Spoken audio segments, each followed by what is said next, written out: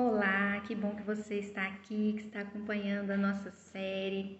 Se não é inscrito, já se inscreve no canal, ativa o sininho, porque toda semana nós estamos fazendo a leitura de um capítulo do Evangelho de João.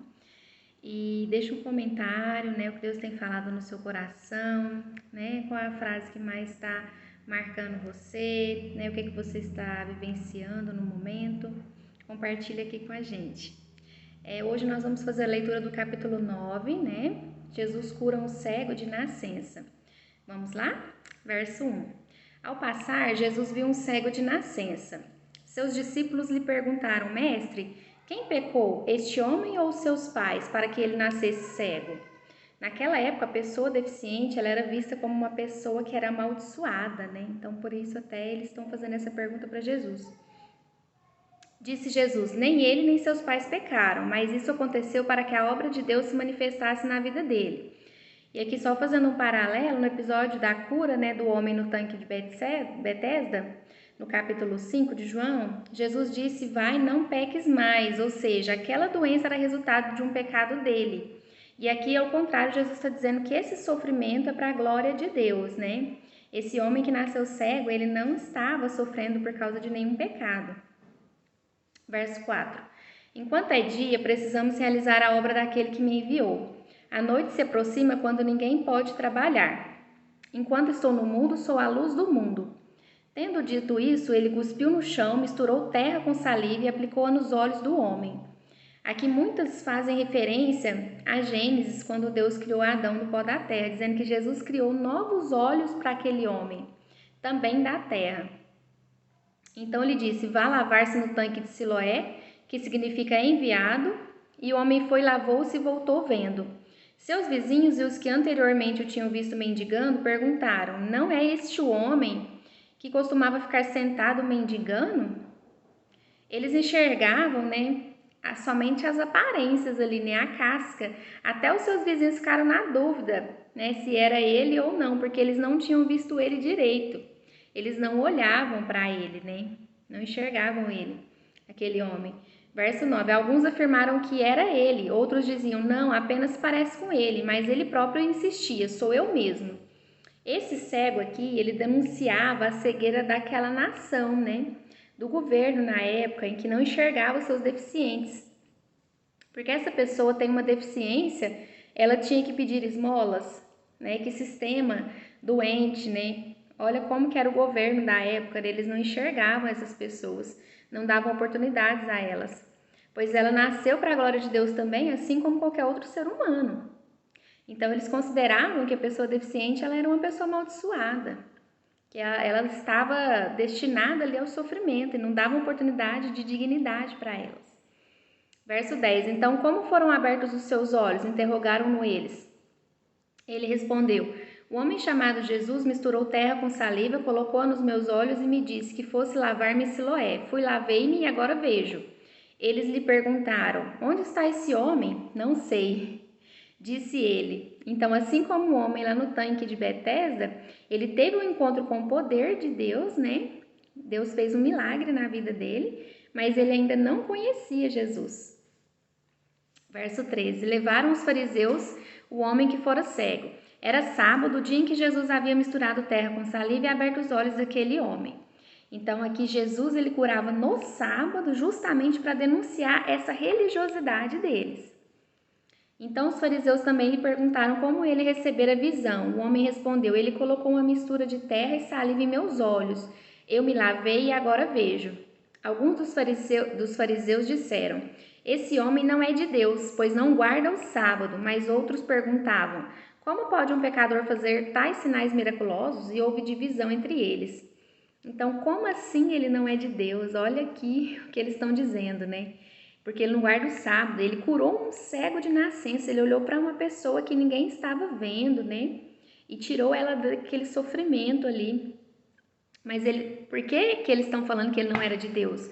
Porque ele não fez o que eles achavam ou o que ele deveria fazer, devido à arrogância deles, a soberba. Porque eles, tipo assim, eu sei tudo que Deus faz ou deveria fazer. Eu conheço a lei de Deus, Mas não conhece Deus, Verso 17. Tornaram, pois, a perguntar ao cego: que diz a respeito dele? Foram seus olhos que ele abriu? O homem respondeu: ele é um profeta. Os judeus não acreditaram que ele fora cego e havia sido curado, enquanto não mandaram buscar os seus pais. É muito mais fácil a gente negar um fato, né, do que a gente reconhecer que a gente precisa mudar de vida, né? Que a gente precisa mudar de opinião, que a gente, assim, que a gente está equivocado no nosso pensamento, né? Aqui eles estão pensando, eu não sou mais autoridade entre o povo, né? Isso que significava para eles dar espaço. Eles teriam que mudar a vida inteira deles, tudo que eles acreditavam, que eles tinham como verdade na vida deles. Então é mais fácil negar o que aconteceu, né? Verso 19. Então perguntaram: é este o seu filho, qual vocês dizem que nasceu cego? Como ele pode ver agora? Responderam os pais: sabemos que ele é nosso filho e que nasceu cego, mas não sabemos como ele pode ver agora ou quem lhe abriu os olhos.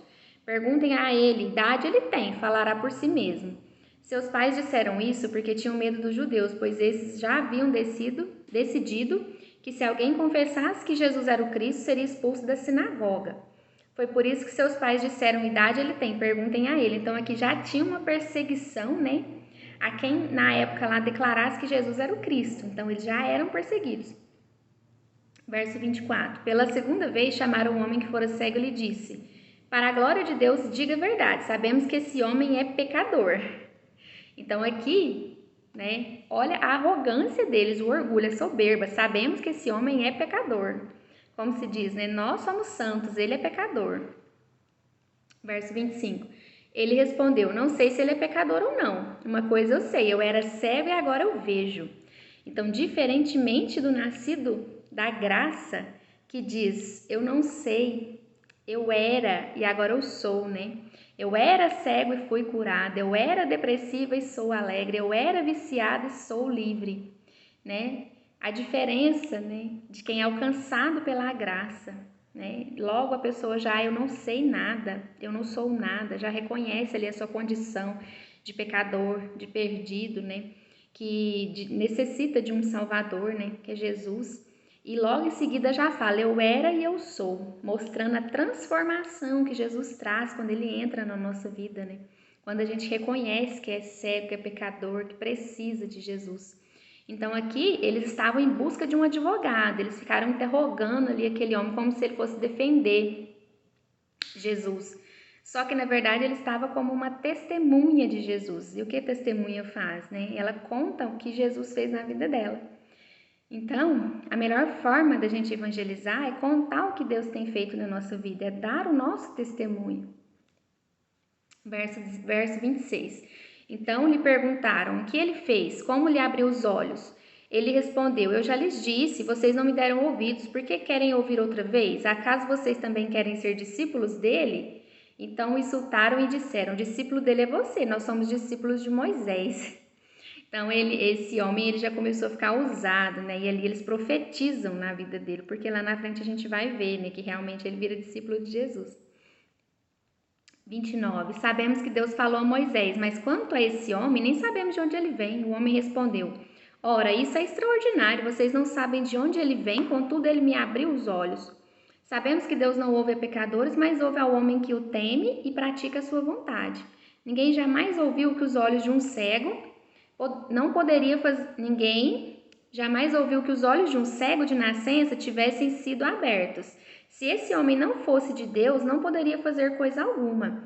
Diante disso, eles responderam: você nasceu cheio de pecado, como tem ousadia de nos ensinar? E o expulsaram. Então, aqui a religiosidade, né, escancarada nesse versículo, né? Você nasceu cheio de pecado, como tem a ousadia de nos ensinar? Expulsaram o homem. Então, a religiosidade, ela quer dizer assim, nós nascemos santos, você vale menos do que nós somos especiais, nós somos perfeitos, você não, você é pecador. Então aqui a gente tem que tomar muito cuidado quando a gente prega a palavra de Deus, né, com arrogância, com soberba, com preconceito, porque nós devemos nos lembrar que somos pecadores, todos nós, necessitamos, carecemos de um Salvador que é Jesus. Né? Nós estamos todos perdidos sem Ele. Então, nós devemos sempre nos lembrar de onde Deus nos tirou e nos libertou. e ter, né, essa mesma empatia, essa compaixão, essa misericórdia ao falar a palavra de Deus, né, sempre com amor, né?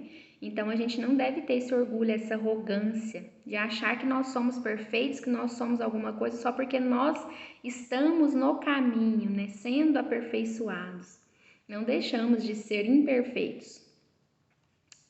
A cegueira espiritual, no verso 35, Jesus ouviu que o havia expulsado e ao encontrá-lo disse: Você crê no Filho do Homem? Perguntou o homem: Quem é ele, Senhor, para que eu nele creia? Disse Jesus: Você já o tem visto e é aquele que está falando com você. Então aqui no 38, então o homem disse: Senhor, eu creio, e o adorou. Então aqui, além da cura, do milagre, ele alcançou a salvação, porque ele creu e em seguida adorou a Jesus. Então a salvação, ela só é alcançada a partir do momento que você crê em Jesus, que você reconhece, quem é Ele na sua vida, entrega a sua vida e confia nele. Então aqui a fé, ela sempre se expressa na adoração, Pois ele creu e logo em seguida ele adorou Jesus, Então eu vejo muitas pessoas falando: eu creio, mas será que é isso que a gente mostra? Com as nossas atitudes, com as nossas obras, com a nossa conduta, com o nosso testemunho? Será que é o que a gente verdadeiramente mostra, que crê em Jesus? Fica aqui essa reflexão para nós também. Disse Jesus: Eu vim a este mundo para julgamento, a fim de que os cegos vejam e os que veem se tornem cegos. Então Jesus, ele dá a vista a quem reconhece que está cego, Então ele veio a fim de que os cegos vejam, quem reconhece a sua condição de cego, Jesus vem e dá a vista. Então, e quem acha que enxerga alguma coisa, se torna cego diante de Jesus. Nós vamos ver isso aqui no verso 41. Disse Jesus: Se vocês fossem cegos... vamos voltar no 40. Alguns fariseus que estavam com ele ouviram-no dizer isso e perguntaram: Acaso nós também somos cegos? Disse Jesus: Se vocês fossem cegos, não seriam culpados de pecado, mas agora que dizem que podem ver, a culpa de vocês permanece. Então, assim, nós acharmos que sem Cristo nós podemos ver alguma coisa, nós já estamos cegos, Então, qualquer, assim, é aquela frase, Uma pitadinha de fermento a mais, ela pode azedar a massa inteira.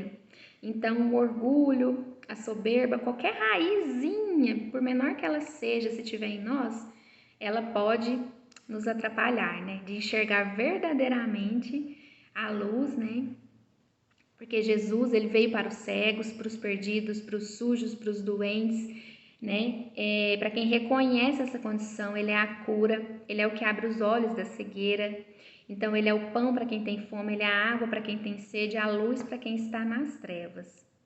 Então, que você possa refletir nessa mensagem de hoje, que ela fale ao seu coração, assim como ela tem falado ao meu. Que Deus te abençoe e te encontro na próxima semana. Aí é o capítulo 10. Até lá!